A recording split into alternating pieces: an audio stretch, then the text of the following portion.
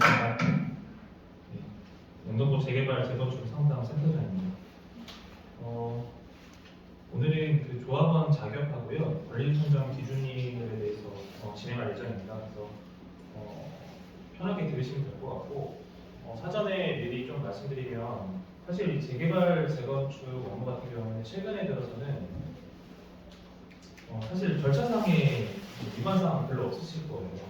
예전에는 이제 절차상의 하자가 있으면 100% 조합인가 취소부터 해당 모든 결정된 사항이 취소가 떨어지는데 요즘에는 절차상의 하자가 있으면은 정말 별로 없는 그렇게 해서가 안 되는 그런 상황이기 때문에 그런 거 보시면 될 것 같고 사실은 이제 그 조합원의 자격과 권리 선정 기준이 그렇게 중요한 것 같지는 않고 조합원 자격에서 내가 자격이 되냐 아니냐 그것보다도 조합원으로서 제가 늘상 말씀드리는 게 조합원으로서의 역할을 제대로 수행하지 않으면 몇 번 말씀드리지만 이미 여러 가지 업무가 진행되는 상태에서는 뭐 어떠한 그런 기준도 어떤 요구도 할 수 없다.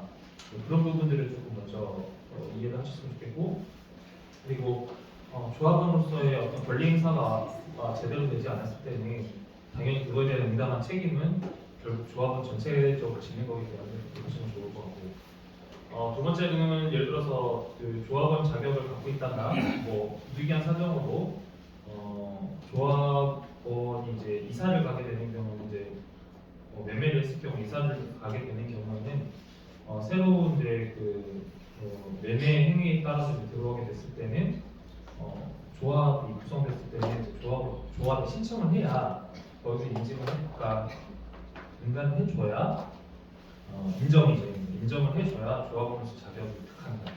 이런 개념만 갖고 계시면 될 것 같고요. 일단은 전체적으로 한번 진행을 조금 해보도록 하겠습니다. 그리고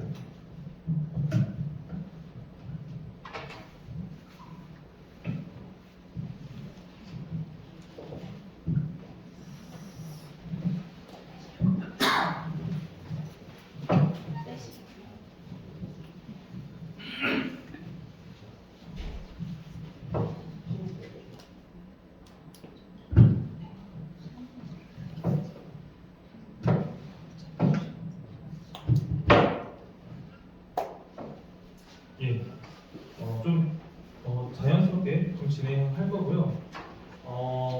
질문은 좀 맨 마지막에 좀 해주시고 그리고 제가 이제 드리는 말씀은 이제 여러 가지 기본적으로 뭐 법의 권리 안에서 말씀드리겠지만 거의 이제 실제적으로 실무 위주로 말씀을 드릴 거기 때문에 아마 18, 9은 거의 제 말씀을 마칠 겁니다.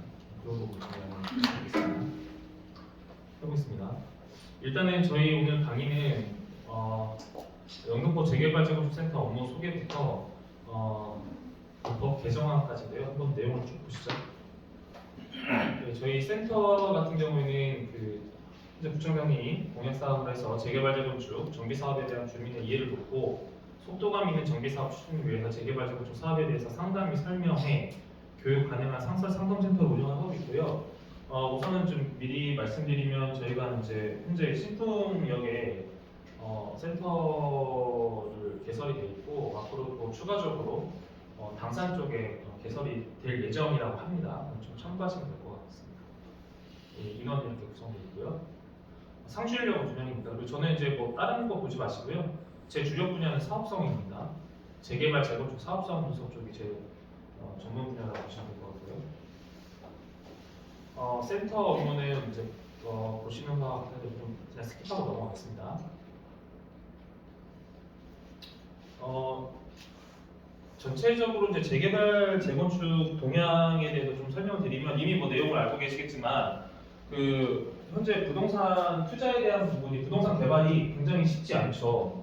여기서 이제 그 재개발 재건축 부지에서 오신 분들 조합원으로서의 자격 오신 분 계신가요? 이렇게 하면 손 안 드시죠? 한 분. 선생님 혹시 아니세요? 조합원이세요? 뒤에 분 두 분. 앞으로 이렇게 조합원이 될 수 있는 네네. 그래서 사실은 이제 그 부동산 그 개발이 아시겠지만 여러 가지 이제 뭐 금리 인상이라든가 여러 가지 뭐 전쟁이나 이런 것들을 통해서 지금 마지막으로 개발할 수 있는 게 재개발 재건축 말고는 실질적으로 없다라고 보시면 돼요. 분위기가 그런 것 때문에 이제 많이 여러 가지 의견이 있는데 사실은 뭐 물론 디테일한 내용보다도 전체적으로 재개발 재건축의 정책이 아무래도 이제 주민들과의 표하고 연결되어 있기 때문에 아마 정치인들이 많이 움직이시는 것 같습니다. 그리고 이제 대형 아파트 재건축 관련표를 이제 의무교육 편집 추진과 입주권 하나는 뭐 85제곱미터 통상적으로 말씀을 드리고 있는데 전체적인 개념으로는 원래는 이제 예전에는 지분 쪼개기 해가지고 어쨌든 그 금액이 보유가 되면 뭐 추가적으로 더 받을 수 있었지만 지금은 기본적으로 안 되게 돼 있기 때문에 일단은 1가구 1주택이다 보는 거고 나머지는 이제 소득 차액에 따라서 그러니까 차액에 따라서 그 금액이 별도로 현금 청산이 될 수 있는 그런 부분들이 있다 하는 내용이고요. 그리고 서울 재개발 문턱 낮춘다, 정비구역 지정 요건 재개발 착수한다는 건데 여러분들이 좀 잠깐 착각하시는 게 이런 것 때문에 뭐 안전진단 없이도 간다는 게 아니라 안전진단 한다는 얘기죠. 그렇죠? 예, 사업 시행 인가 전까지만 하면 된다는 건데 안전진단 하는데 안 되면 어떻게 됩니까? 그냥 상식적으로 한번 생각해볼 때 안전진단은 몇 등급에 해야 되죠? 기본적인 한번 수준을 보겠습니다. 안전진단 몇 등급이 해야 됩니까? D등급하고 2등급이 할 수 있는 거죠. 2등급은 무조건 할 수 있는 거고 D등급은 심의위원회 거쳐되는데 가급적이면 해주게끔 하겠다라는 건데 근데 만약에 사업시행이 있는데 중에 안전진단이 D등급, 2등급 안 나왔어요. 그럼 어떻게 돼요? 사업할 수 있습니까? 못하겠죠? 그런 부분들이 좀 있습니다. 못한다라고 보시면 됩니다. 그런 부분들이 좀 오해하지 않으셨으면 좋겠다는 부분이고요. 평당 분양가가 3천만 원 이하 찾기 힘든 서울인데 이게 보면 여러분들 어떻게 보시면 되냐면 물론 선생님들이 나중에 조합원들로서 재산권을 행사하게 되잖아요. 그렇죠? 결국 세대주로 들어가는 거니까. 근데 평당 분양가가 없다는 거는 이제 반대로 말하면 무슨 얘기죠? 부동산 시세가 올라간다는 얘기잖아요. 그렇죠? 그러면은 내 부동산 가액 자체가 굉장히 높게 편성이 된다는 건데 마냥 좋을까요? 네, 나쁘죠. 왜냐하면 분양가가 3천만 원이라는 거는 기본적으로 조합원이 갖고 있는 그 보유 자산이 결국 현물로 치환이 되는 건데 자기 분담은 늘 확률이 매우 높겠죠. 좋은 점도 있지만 나쁜 점도 분명히 있습니다. 근데 지금 부당 경기가 너무 안 좋기 때문에 괜히 어설프게 진행하게 되면 여러 가지 문제가 발생할 수가 있는 거예요. 요양시설 절대 안 돼. 여의도 10억 60억 재건축 기부 체납 집단 반발 요양시설. 당연히 내 지역에 최고 핵심 지역에 요양시설 같은 게 같이 병행해서 들어오면 당연히 안 되겠죠. 근데 이제 공공의 목적에서는 그런 게 가능하다라는 거예요. 근데 통상적으로 요양시설이 먼저 들어오는 개념보다도 이제 여기는 이제 뭐 데이케어 센터라고 되게 용어를 계속 바꾸고 있죠. 네, 바꾸고 있는데 뭐 그걸 떠나서 기본적으로 나중에 부동산 가액을 올리기 위해서는 사실은 공공적으로 진행할 경우에는 공공적으로 진행한다는 거는 용적률을 상향을 시켜준다는 거예요. 종상향을 시켜주기 때문에 용적률이 올라가겠죠. 그러면은 거기에 뭔가 SOC 시설이 들어가야 되는데 지금 이제 뭐 요양시설이 있다라는 건데 가급적이면은 장기전세 주택이 낫겠죠. 왜냐하면 분양이 돼버리는 거니까 그렇죠. 네. 그렇게 보시면 됩니다. 여의도 한양아파트 역품화로 재건축이라는 건데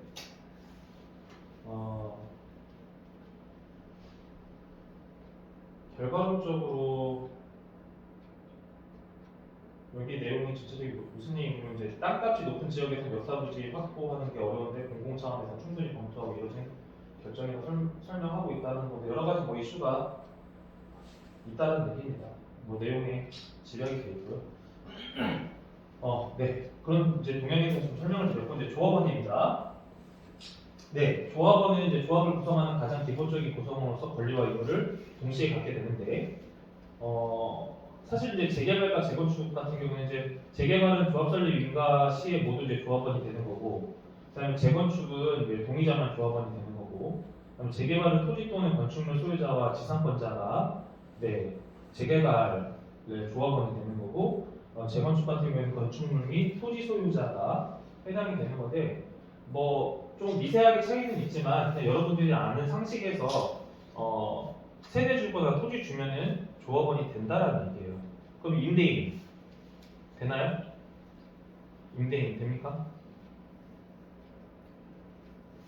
임대인 돼요? 된다고 생각하는데요. 돼요? 임대인은 재건축이 들어가는 아 임대인은 임차인. 임차인은 안 되죠. 안 되죠. 근데 이분이 받을 수 있는 게 있죠. 뭘 받을 수 있습니까? 임차인. 임차인은 그걸 받겠죠. 편하게 말씀하시죠. 그거잖아요. 우리들 주는 거 기부채널 하는 거고 그거 받겠죠. 쉽게 설명하면 이사비용. 네, 이주 비용하고 그다음에 이제 예를 들어서 영업 행위를 하고 있으면은 영업 손실 보상을 받을 수가 있는 거잖아요. 그렇죠? 네. 그리고 자, 근데 임차인이 돌아가셨어요. 받을 수 있을까요, 없을까요? 상속이 되나요? 돌아가시면 임차인이 돌아가셨어요. 이전비 주나요, 안 주나요? 안 주고 같은데. 네, 뒤에 좀 편하게 말씀하십시오. 여기 공무원분들도 오셨죠? 임차인 받을 수 있습니까? 아, 편하게 말씀하세요. 이거 정답 하는 거 아니에요? 저 같은데요, 저기. 받을 수 있다. 예, 같은데. 받을 수 있다. 그냥 자연스럽게 한번 손 들어보실래요? 받을 수 있다. 부인하고. 임차인. 괜찮아요. 받을 수 있다. 받을 수 없다. 뭐죠? 받을 수 있고 받을 수 없을 수도 있습니다. 지난주에 저희가 지금 자문하고 있는 데가 있는데 세대 임차인이 돌아가실 때 꽤 잘 되는 고박집입니다. 돌아가셨어요, 어르신이 갑자기. 근데 조합에서는 주려고 할까요, 안 할까요? 안 주셨었죠? 안 주겠죠. 네. 받을 수 있습니다. 받을 수 있어요? 그렇죠. 받을 수 있게 해드릴 수 있습니다. 근데 정확하게 규정 내리는 게 싸워야 돼요. 대신에 뭘 계산하고 그 비용을 받기 위해서 자문하는 비용 편익을 뺐을 때 수익이 된다면 받을 수 있는 거고 안 되면 할 필요가 없겠죠. 근데 기본적으로 조합도 안 주려고 합니다. 받을 수 있습니다. 네, 하려고 하면 돈만 내면 네, 그런 상황입니다. 근데 기본적으로 거의 안 주려고 해요. 네, 그렇게 이해하시면 될 것 같고요. 그 조합원 자격에 보시면 이제 대조법에 따라서 아까 말씀드린 것처럼 그 수인의 대표는 1인으로 하는데 여기서 대표적으로 아까 말씀드렸죠. 그냥 쉽게 생각하면 돼요. 주절주절 내용 보지를 마시고 그냥 토지주나 건축주나 그 소위 말해서 이제 세대주는 조합원이라는 거예요. 무슨 말씀인지 이해하시죠? 그렇게 이해하세요. 이걸 뭐 읽으려고 하면 머리 아프니까 그렇게 보지 마시고 그 다음에 이제 추가적으로 변경사항 중에 예를 들어서 내가 아파트에 이제 어머니가 사시는데 어머니가 저한테 이제 약간 증여성으로 지분을 줄 수 있죠. 지분 주는 경우도 있죠. 다 처음 듣는 얘기시죠? 지분을 줄 수가 있어요. 예를 들어서 어떻게 되냐면 내가 이제 빌라를 갖고 있는데 100%라면 예를 들어서 30%를 아들한테 줄 수도 있어요. 그래서 아들을 조합원으로 만들었어요. 근데 지금 돼요, 안 돼요? 왜 안 돼요? 조합에서 또 그런 것 같아요. 저는 그렇게 알고 있어요. 예전에는 10%를 지분 갖고도 조합원이 되고 심지어는 조합장이 되신 게 있습니다. 제가 이 얘기를 왜 할까요? 저희가 조합장을 만들어 드렸기 때문에 그런 거 지금은 안 돼요. 지금은 그 지분권이 높은 사람이 조합원 자격을 얻을 수가 있습니다. 그런 거 좀 참고하시면 되는 거고요.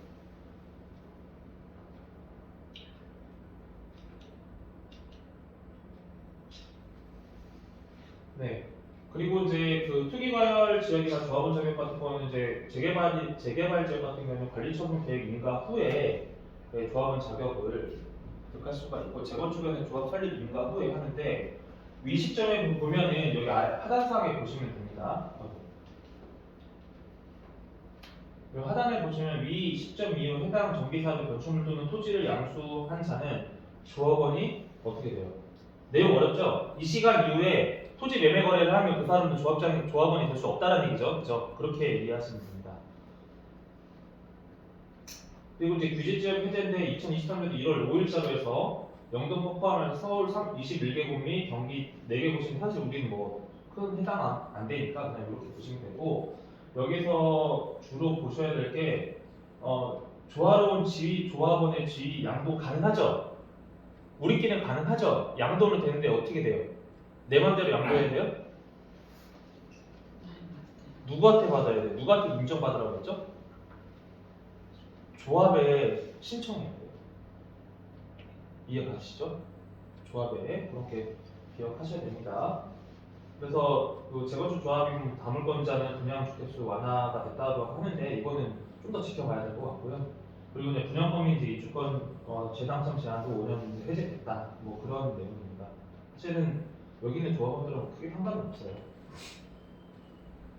그리고 이제 그 조합원의 그러니까 양도인부터 양수 경우는 양도인으로부터 양수한 경우는 예외다라고 하는데 세대의 공무상, 생업상 사정, 질병, 치료, 취약, 결혼 세대 모두 사업구역이 위치하지 아니한 특별시, 광역시, 자치시, 자치로 시군구에는 이전하는 경우 또는 세대원 모두 상속받은 주택으로 이전하는 경우 그다음에 세대원 모두 해외로 이주 또는 2년 이상 해외에 체류하는 경우 그다음에 1세대 1주택자로서 양도하는 주택에 대해서 소유권 및 거주기간이 충족되는 경우는 된다, 안 된다? 이 내용인 거죠? 네, 그렇게 얘기하시면 됩니다. 그러니까 부득이하 그럴 수 있잖아요. 상속을 받아가지고 가는 경우가 있잖아요, 그죠? 그런 부분도 말씀드리고 겁니다. 그리고 이제 그 보통 그 조합 설립 인가로부터 3년 이상 그 사업 시행 인가 신청이 없는 재건축 사업의 건축물을 3년 이상 계속하여 수요하고 있는 자가 사업 시행 인가 신청 전에 양도하는 경우. 그러니까 복잡하긴 한데 이거는 이제 다 따져봐야 돼요. 그리고 이제 지분형 주택을 공급받기 위해 건축물 또는 토지를 토지주택과 공유하려는 경우, 공공임대주택, 분양주택 공급 및 대통령 정하는 사업 목적으로 건축물 또는 토지를 양수하려는 공공재개발 사업 시행자에게 양도하는 경우, 그리고 이제 사업 시행 인가부터 3년 이내에 착공하지 못한 재건축 사업의 토지 또는 건축물 3년 이상 계속하여 소유하고 있는 자가 착공 전에 양도하는 경우에 되는데 사실은 이런 경우는 뭐 극히 드물어요. 대부분 계신 분들 많이 있기 때문에 보시면 될 것 같고요. 예, 그래서 다시 한번 말씀드리지만 그 토지 및 건축물 소유자나 뭐 지성권자에 대해서는 보신 바와 같이 이제 조합원 자격을 갖고 있다고 보시면 되는 거고요.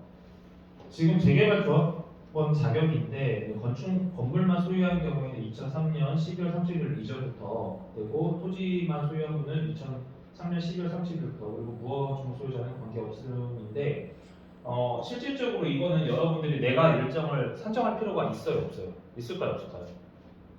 통상적으로 여러분들이 내가 조합원 자격을 있는지는 따져볼 필요 없어요. 왜 그러냐면 어차피 이거 명부 나와요. 명부 나오고 정 안 되면 여기 좀 죄송한 말씀 부천에 연미하신 거예요. 따져볼 필요 없어요. 그런 것까지 뭐 바쁜 언제가 하고 있어요. 그렇죠? 그리고 조합원의 권리인데 제가 몇 번 말씀드리지만 여러분들이 권리산정 기준일이나 뭐 조합원으로서 자격을 얘기하기 전에 이게 제일 중요해요. 이 페이지가. 그러니까 제가 늘 말씀드리지만 조합원이 조합원으로서 자기의 권리를 행사하지 않으면 뭐 모든 지역에 분쟁이 있는 건 아니지만 정상적인 사업이나 건전한 사업 운영을 하기 위해서는 조합원이 조합원의 권리를 인지를 한 상태에서 요구를 해야 되는데 여기 보면 주택 등의 그러니까 분양권, 청구권, 총회 출소권이 있죠. 발언권, 의결권 있고 임원, 대의원, 선출권, 피선거권이 있는데 여기서 한 빠지게 뭐 있을까요? 조합에서 사업을 해요. 사업을 하면 그냥 하나요? 페이퍼로 일을 하겠죠. 종이로 사업 계획서는 뭐든 쓸 거 아닙니까? 그러면은 거기에서 조합원에 있는 서류 일체는 조합원이면 볼 수 있습니까? 없습니까? 있습니까? 있죠. 어떻게 볼 수 있어요? 정보국에 청구를 해야 되나요?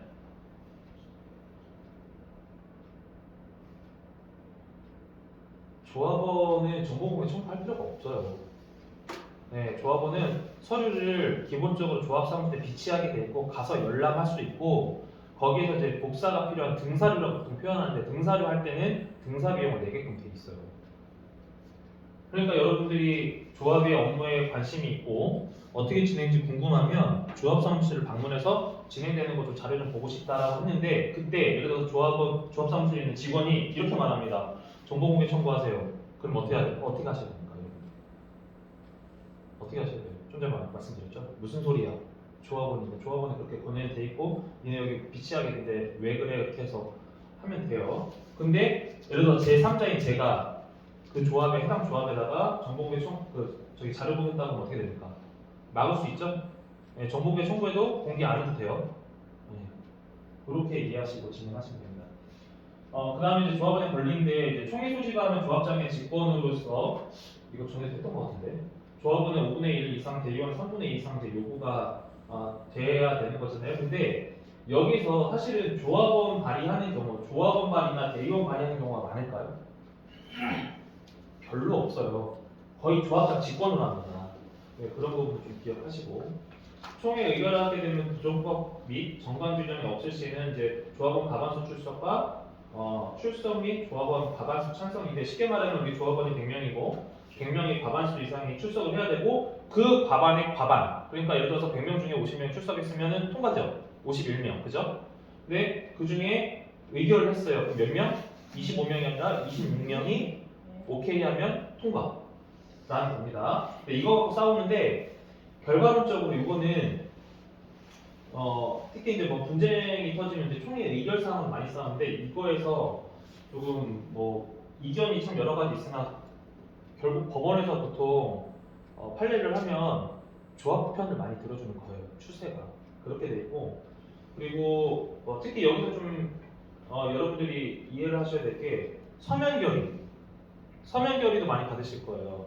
근데 서면 결의가 잘못되면은 나중에 여러 가지 문제가 생깁니다. 근데 서면 결의서도 간혹 그 조합에서 보내준 양식이 있는데 조합에서 보내준 양식을 활용하지 않으면 어떻게 될까요?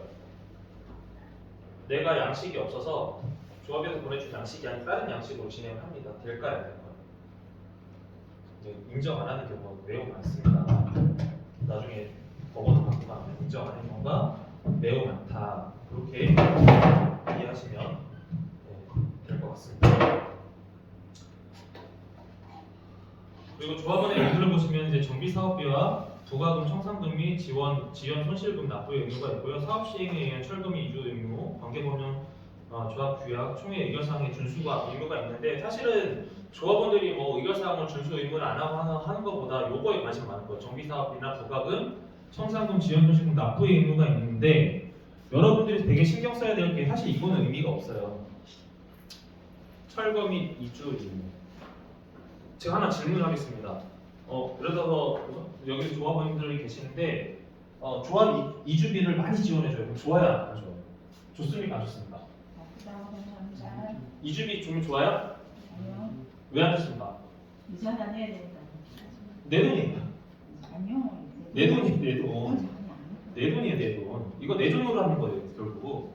자, 그럼 한 가지 더 여쭤보겠습니다. 시공사가 선정이 돼요. 시공사가 선정이 되는데 시공사에서 여러 가지 스마트한 기기를 막 준다고 합니다. TV도 달아드릴 거고요. 빌트인 냉장고도 달아드릴 거고요. 합니다. 좋아요, 안 좋아요? 좋아요? 좋은 거예요? 아니, 다 오돌이죠?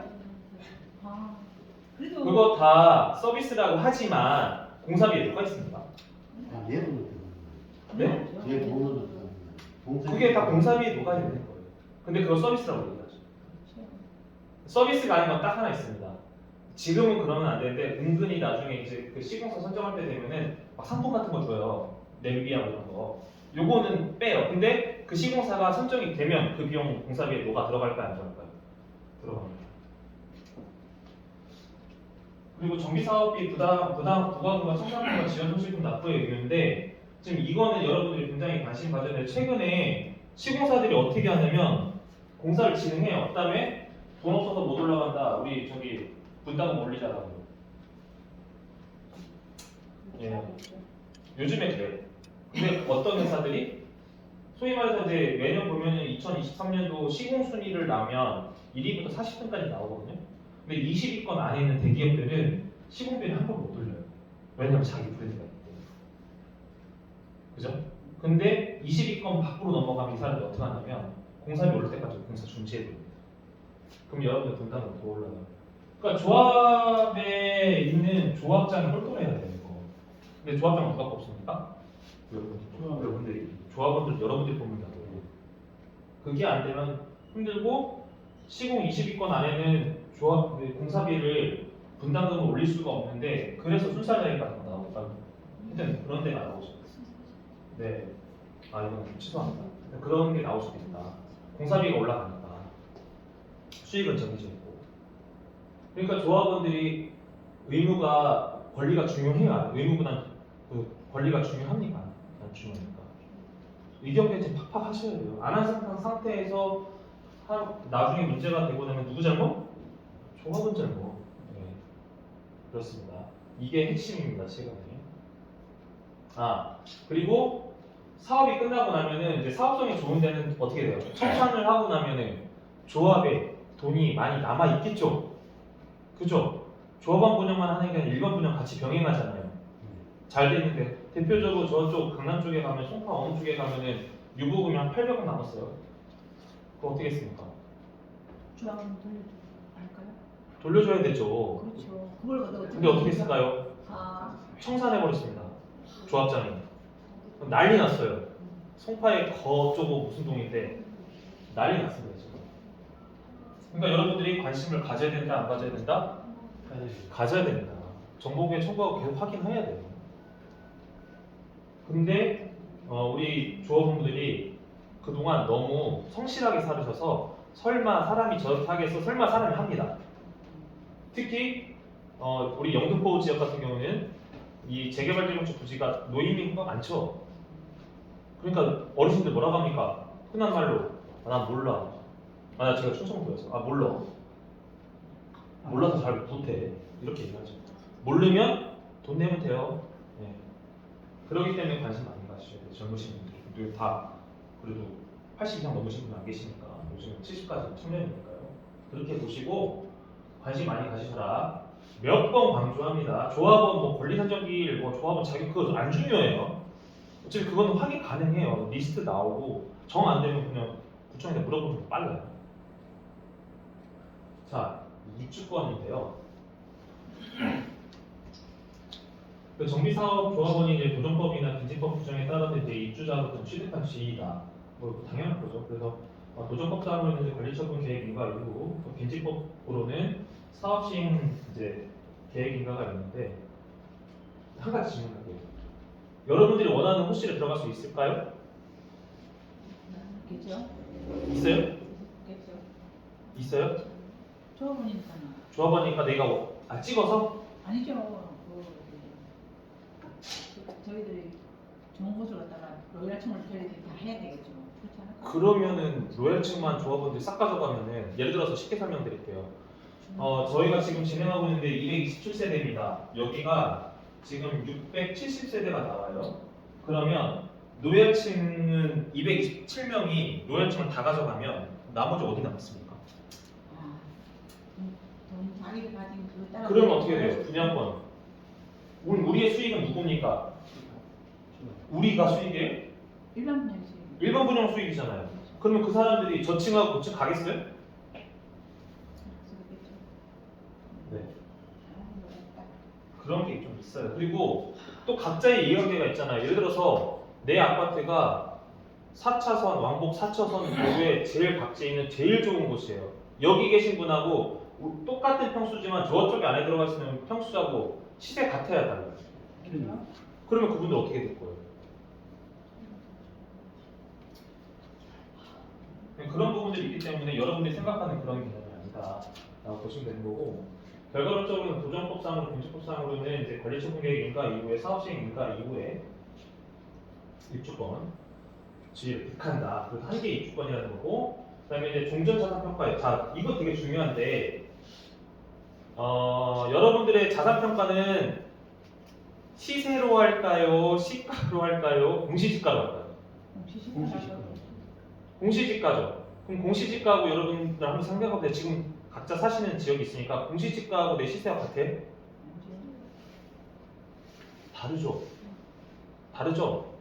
그러면은 어떻게 하셔야 돼요? 이거? 자산평가액을 어떻게 하실 겁니까? 예를 들어서 내가 살고 있는 데가 시세로는 20억인데 공시지가로는 10억이야. 그러면은 지금 평당 분양가가 3천이면은 몇 평 들어가요? 30평짜리밖에 못 들어가죠. 그 금액에 맞추려면 그러면 10억 내가 손해네? 뭐 어떻게 하실 거예요? 공시지가 올릴까요? 공시지가를 내 맘대로 올릴 수 있나요? 아니 되기 전에 올려야 될 것 같아요. 네, 올릴 수 있을까요? 글쎄요, 올려야 될 것 같은데. 세금을 많이 때리니까 공시지가도 많이 마음대로 올리고. 세금을 많이 내리는 건 않죠. 어차피 내가 양도 차익이 발생하는 최소한 5년 이상 다 보유하고 계셨을 거고, 그죠? 그럼 양도가 이거 별로 없을 거라고 가정하면 이거 감정평가할 때 관심 가져야 돼요, 안 가져야 돼요? 중간에 감정평가 어떻게 합니까? 종전자산가 평가 하실 때, 그쪽은 관심 별로 이렇게 관한 안 하시죠. 자산 평가할 때. 저희는 네. 구청에 감리한 분, 저희 조합에서 감리한 분 그렇게 해서 이렇게 한다고 알고 있는데 그러면 감정평가 법인은 누가 선택해야 돼요? 조합이 되겠죠? 조합이 해야 되는데 그 조합의 조합원들이 관심을 가져야 돼요, 안 가져야 돼요? 그 감정평가 금액은 그 세 명이 감정평가를 보통 하잖아요. 그러면 이 세 사람의 차이가 얼마나 될 것 같아요? 맥시멈. 그냥 찍으시면 돼요. 몇 프로? 그냥 10단위 한번 찍어보세요. 10%, 20%, 30%부터 10% 나왔습니다. 업하세요. 세 명의 최저치와 최대차이. 우리나라 사람들은 질문하면 답하는 데 특이죠. 최대 30% 차이가 있어요. 그러면 감정평가 법인이나 감정평가사는 이거 실무에 대한 부분이 어차피 아셔야 되니까 감정평가사가 내가 예를 들어 100을 때렸다라고 치시죠. 그러면 최대로 쓰기 130에 그 이상 올려주면 안 돼요. 그 안에 룰이 있단 말이에요. 그러면 우리는 누굴 선택을 해야 돼요? 우리 입장에서는 100보다는 130을 한 사람이 낫겠죠? 시공사는 100이 낫겠죠. 그러면은 거기는 어차피 중간값하고 뭐 좀 더 이렇게 올릴 수는 있는데 그 감정평가 할 때 되게 중요합니다. 그러면 여러분들이 20억 자산이 갑자기 15로 줄 수도 있고 15억이 될 수도 있고 물론 20억은 안 넘어가지만 10억보다 10억이 낫지 않을까라는 생각을 합니다. 물론 그 조합원 분양가가 있기 때문에 또 여러 가지 뭐 차익이나 나중에 이제 준공이 떨어져서 입주한 상태에서 그때 당시에 부동산 자산 가액이 올라가는 이점도 있지만 우리 입장에서는 입주한 다음에 자산 총액을 더 좋아야 당장 내가 돈 내는 거를 어느 정도 정상가로 인정을 받는 게 나아요. 후자겠죠.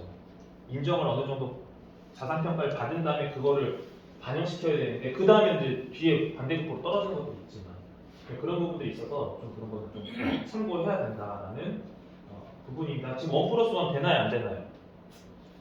재개발 재건축에서 1+ 예전에 그 어르신들이 되게 영운전 얘기 많이 하시죠. 내가 이거 땅 해가지고 내가 집 두 채 받아서 그런 얘기 하시죠. 지금 돼요 안 돼요?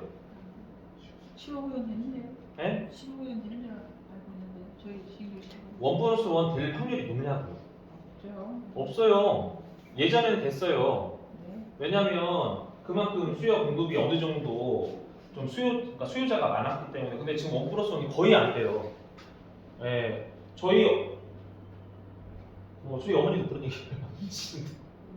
안 돼요, 안 돼. 쉽지 않아요.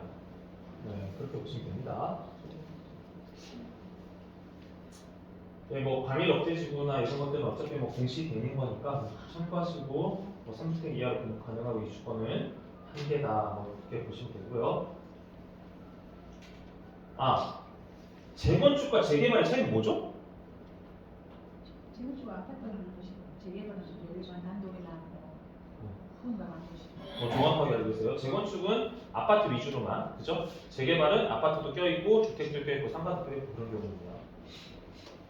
네, 근데 권리 산정 기준인데 여기서 보시면 이제 권리상정 기준일의 개념은 정비 사업을 통해서 분양받을 건축물의 권리, 그러니까 도시 도정법에 따라서 어떻게 해요? 네, 정비구역 지정고시가 있는 날, 그리고 시도지사가 투기를 억제하기 위해 기본계획 수립을 위한 주민공단 공고일 이후 정비구역 지정고시 전에 따로 정하는 날.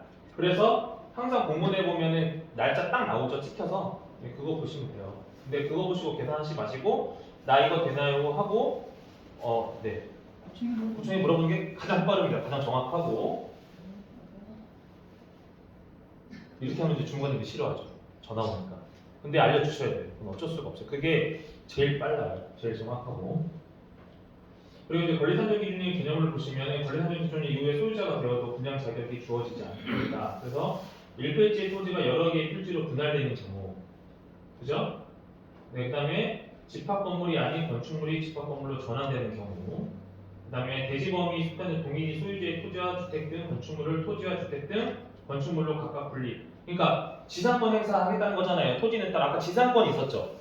그게 주택을 갖고 있는 그런 형태라고 가정하시면 되는 거고, 이거 말 되게 어려운데 토지와 주택을 분리해서, 그러니까 토지와 건물을 분리해서 나눈다. 그러면 1번하고 3번하고 비슷한 얘기예요. 아까 말씀드렸죠? 저희가 조합원이 10% 지분권하고 조합원장이 됐다. 그때는 가능성은 지금 안 된다. 그런데 나대지의 건축물을 새로 건축하거나 기존 건축물을 철거하고 다세대 주택 등의 공동주택을 공급하는 경우, 이거 먼저 전형적인 투기 형태죠. 네. 근데 이거 모르고 하면 망하는 거예요. 그죠?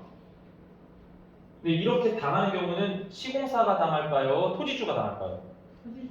대부분 토지주가 당해요. 이것도 많이 들어와요. 그래서 제가 볼 때는 이미 지정됐는데 토지를 그러니까 구주택을 갖고 있으니까 어르신 요거 밀어가지고 원금 올리시죠. 그러면은 그거에 대해서 좀 비용을 많이 받을 수 있습니다 하고 시공사는 하겠지만 그렇게 하고 나서 이미 끝났어요. 그런 것들 빌라 보통 치죠. 빌라 질 거면 언제 해라? 이거 하기 전에 빌라 지으면 수익률 좋아요. 네, 그건 참고사항으로. 또 전유 부분의 분할로 뭐 토지 소유 수가 증가하는 경우 이건 안 되는 거죠. 상식적인 선에서 보시면 됩니다. 그리고 이 신속통합 계획인데요. 신속통합 계획을 좀 쉽고 간단하게 정리해드릴게요. 이거는 서울시 주도입니다. 서울시 주도의 재개발 재건축이라고 보시면 돼요. 자, 여기서 말하는 공공성은 뭐죠? 공공성은 뭐가 들어와요? 공공의 목적이니까 뭐가 들어와요? 공공성. 여기에 뭔가 아까 뭐 데이케어 센터부터 들어가고 임대주택도 들어오고 그런 걸 말하는 거죠. 근데 그거 들어오는 거 싫어하니까 어떻게 해요? 사업성을 균형을 맞춰주죠. 그 사업성이 뭐라고요? 아까 앞에 말씀드렸는데 상향을 하거나 용적률을 좀 더 올려주거나, 그쵸? 그게 올려줘도 똑같이 더 들어오는 거 아니에요? 맞아요. 똑같은 거요. 똑같은 거로 계산해요. 네, 맞아요. 네.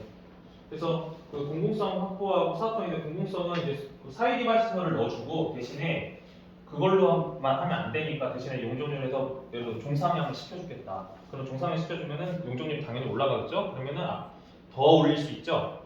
그죠? 그런 것 때문에 하는 거예요. 그래서 신속한 사업 추진이 가능하다. 신속통합기획하면은 몇 년 정도 빨라지냐면 한 3, 4년 정도 빨라진다고 합니다. 네, 제가 신속통합기획까지는 해보질 않아서 모르겠어요. 진짜 3, 4년이 빨라지는지. 근데 제가 봤을 때 신속통합 기획할 때 문제가 뭐냐면 어쨌든 서울시에서 대략적인 그림을 그려주다 보니까 이해관계가 안 맞을 수가 있어요. 대표적으로 어떻게 생각을 하시죠? 우리가 딱 똑같이 이종인데 상업시설을 바꿔주면 좋은 거죠? 예를 들어서 됩니다. 그런데 한쪽은 주거시설이고 한쪽은 원래 상업시설이었어요. 그러면은 누가 좋습니까? 주거시설에 있던 사람 좋죠? 근데 상업시설에 있던 사람 어때요? 좋아요? 상업시설에 있던 사람 싫죠. 상업시설에 종상향 되면 얼마나 되겠습니까? 더 올라가요? 똑같아요. 그렇게 엮여있는 복합지구다, 복합필지다라면 어떻게 하겠습니까? 안 맞죠. 그런 부분에서도 문제가 된다라는 부분입니다. 우리 연구표도 있습니다. 예, 그 권리상장 기준일은 이제 뭐 지분 쪽 얘기 아까 말씀드렸던 것처럼 분양권 늘리고 지분 쪽이 대표적 투기행위로서 권리산정 기준일을 별도로 고시하는 권리산정 기준일 다음 기준으로 건축물 분양 받을 권리 산정하는 데 따라서 필지 분할 지분 쪼개기 하고 그다음 이것도 지분 쪼개기예요. 그다음 단독주택은 다가구주택 세대주로 다세대주택으로 전환. 단독주택을 다세대주택으로 할 수 있죠. 예. 어떻게 합니까? 1층 2층 잘라서 하는 거. 그렇죠. 네, 그렇죠. 예전에는 엄청 그렇게 했었죠. 그래서 토지와 건축물을 분리시켜서 다세대 공동주택으로 신축하는 행위는 권리산정 기준일 다음날 완료되어야 분양권을 받을 권리가 취득된다. 이거 쪼개기 엄청 했었어요 예전에. 네, 그리고 이제 그 신속통합 기획의 권리산정 기준일은 1차 후보지는 2021년 9월 23일이고 2차 후보지는 2020년 1월 28일이고 그다음에 24년도는 1차 후보지는 이제 자치구청장 후보지에 대해서 추천을 하는데 여기서 보실 게 권리산정 기준일 부동산 거래를 차단하는 것이 아니라 건축물 분양 받을 권리를 산정하는 기준일이 된다라는 겁니다. 뭐요? 건축물을 분양 받을 권리를 산정하는 기준일이 되는 겁니다. 그러니까 이제 기존의 그 조합원들한테는 혜택이죠. 여러 사람 끼지 않게. 그런데 저게 과연 혜택일까요? 권리사정 기준일을 이렇게 지켜주는 게 조합원들한테 혜택일까요? 아니면은 또 아닐까요? 아닌 것 같아요. 필레가 좀 쉬우니까. 네, 일단은 이게 혜택일 수도 있고 아닐 수도 있습니다. 왜 그러냐면 예를 들어 사업성 부지가 높은 지역, 특히 상업시설 누가 봐도 역세권, 그러니까 쉽게 말씀드렸죠. 역세권 같은 경우는 일단 사업성이 좋다고 보잖아요. 그 지역에서는 일반 분양이 많으면 좋을까요? 조합원 분양이 많으면 좋을까요? 일반 분양이 많으면 좋겠죠. 거기는 해당되는데 자 비역세권이에요. 일단은 재개발 좀 했어요. 자 그러면 그런 데는 분양될 확률이 높아야 안 높아요? 낮죠. 그러면 조합원이 많으면 돼요 안 돼요?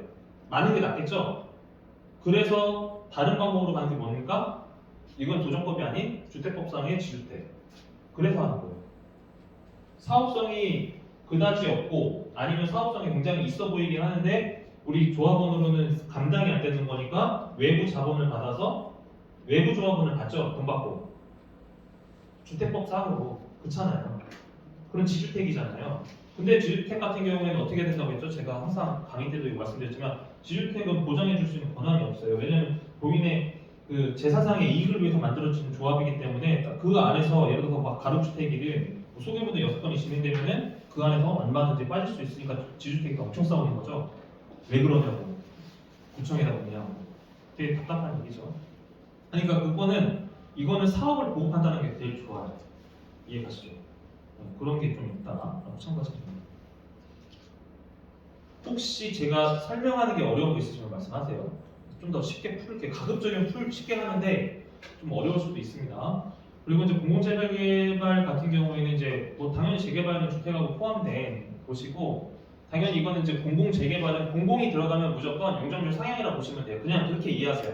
공공재개발, 공공재건축 앞에서 공공고 신속통합기에 무엇타운 딱 들어가면 아 이거 용적률 뭔가 상향을 해주는구나 공공성 보장해주는구나 그렇게 이해하시면 가장 빠릅니다. 그래도 뭐 주저주저 써있는데 이거 별로 중요하지 않고요. 네, 결과론적 공공성 보장을 위해서 용적률 공공성도 그러니까 예술실 기반 시설을 넣어야 되기 때문에 사업성을 더 올려주는 그런 형태고 뭐 각종 공적 지원을 제공한다라고 하는데 그냥 거두절미하게 어차피 싹 다 밀어버리고 어쨌든 도로 그다음 재반시설 다 들어가는 거고 그리고 용적률 상향시켜서 네, 좀 임대할까 더 분양할 수 있게 해주는 그런 환경이라고 보시면 됩니다. 예, 공공재개발 권리산정기를 뭐 5, 6대책이라고 해서 돼 있는데 이건 뭐 참고만 하시고요. 마찬가지 권리산정 기준의 부동산 거래를 차단하는 것이 아니라 건축물 분양 받을 권리를 산정하는 건데 이것도 상황에 따라서 좋을 수도 있고 나쁠 수도 있다 그렇게 보시면 됩니다.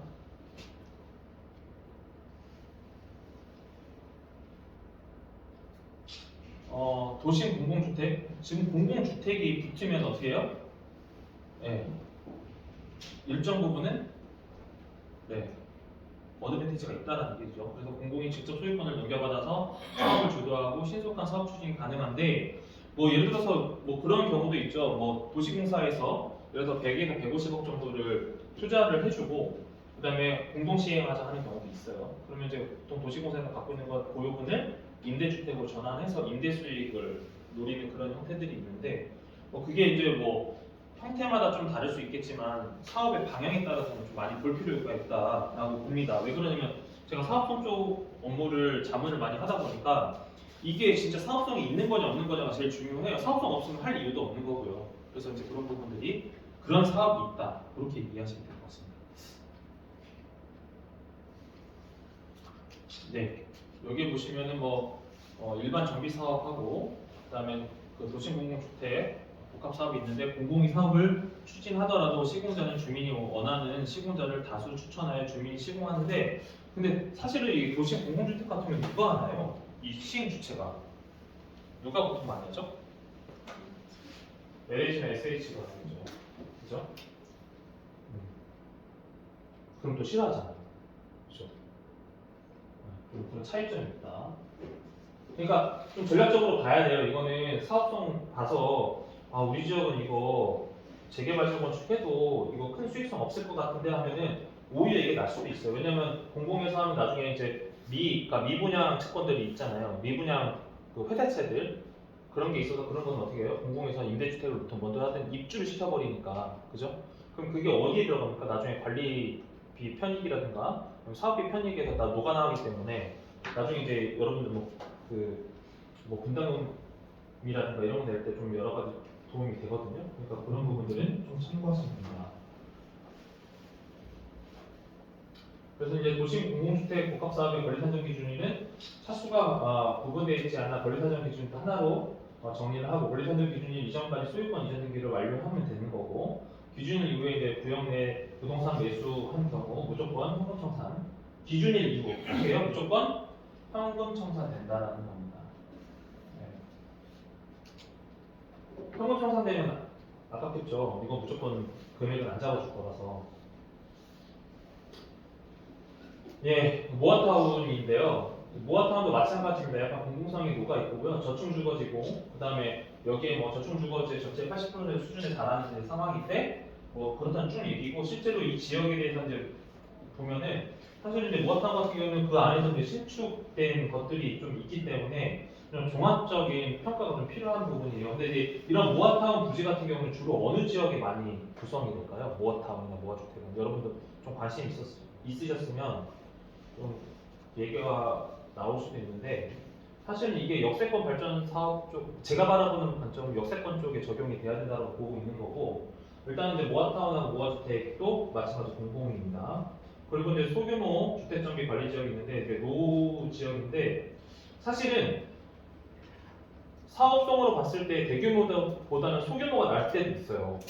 소규모 재건축이 날 수도 있는데 일단 뭐 항상 늘 딱 말씀드리지만 지역 좀 다가는 경우가 있는데 오히려 지금 같은 시즌에 부동산 경기가 좋지 않을 때는 오히려 소규모로 해서 좋은 브랜드 갖고 가는 게 나을 수도 있다 그런 부분입니다. 이거는 뭐 개념적인 부분이기 때문에 그냥 넘어가도록 하겠습니다. 이건 뭐 검색만 해도 나오는 거라서요. 예, 그 모아타운 권리사정 기준위는 2023년도 모아타운 수시 공모로 진행되고, 그러니까 이거는 공모예요. 공모에서 무조건 뭐 되는 건 아니고 신청을 해서 선정이 되는 그런 절차를 통해서 가는 거기 때문에 권리사정 기준은 모아타운 선정이 기준으로 해서 또는 서울특별시장이 따로 정한 날로 한다라고 보시면 되고요. 모아타운은 가급적이면은 어쨌든 전체적인 의견을 반영하는 거기 때문에 사실 권리사정 기준이 큰 의미는 없습니다. 실무에서는 어쨌든 사업만 가면 되기 때문에 그래서 건축 허가를 받고 착공을 신고를 했을 경우 분양 대상으로 인정한다. 좀 더 유해졌죠? 네, 역세권 장기전세 주택.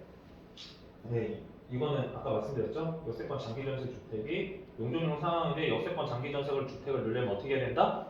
신혼부부나 청년 대상으로 입주권을 주는 게 가장 좋다. 그래야지 아파트가 전체적으로 시세가 올라간다. 그런 한 가지 팁을 드리고요.